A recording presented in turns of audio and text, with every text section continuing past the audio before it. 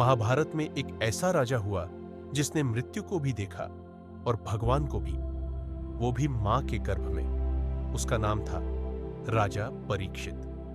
जिस बच्चे ने मां के गर्भ में भगवान को देखा हो, उसकी जिंदगी साधारण नहीं होती।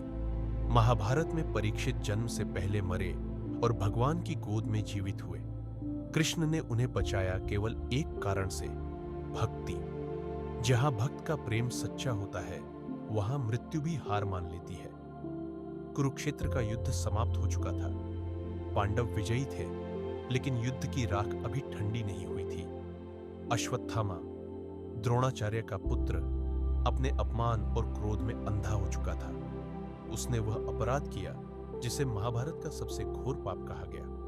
उसने ब्रह्मास्त्र एक गर्भवती स्त्री की ओर चला दिया। वह स्त्री थी उत्तरा, अभिमन्यु की पत्नी, और उनके गर्भ में पांडव वंश का अंतिम दीपक 3 महीने का शिशु था। जब ब्रह्मास्त्र की ज्वाला गर्भ की ओर बढ़ी तो उत्तरा कांप उठी।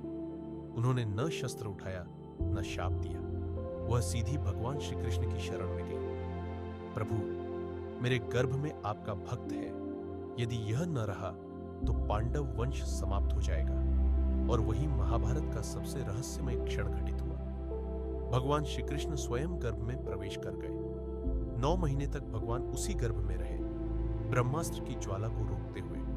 उसी गर्भ में परीक्षित ने पहली बार भगवान को देखा, बिना आंखों के, बिना शब्दों के, केवल अनुभूति से।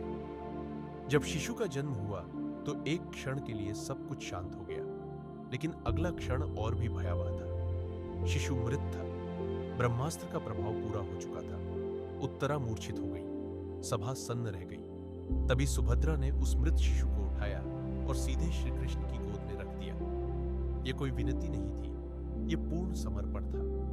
भगवान श्री कृष्ण उस शिशु को देखते रहे और फिर बोले, यदि अर्जुन की भक्ति में एक भी छल नहीं है, यदि पांडवों का प्रेम सच्चा है, तो यह बालक जीवित होगा। भगवान ने शिशु के मस्तक पर अपना हाथ रखा और जो मृत था उसमें प्राण लौट आए।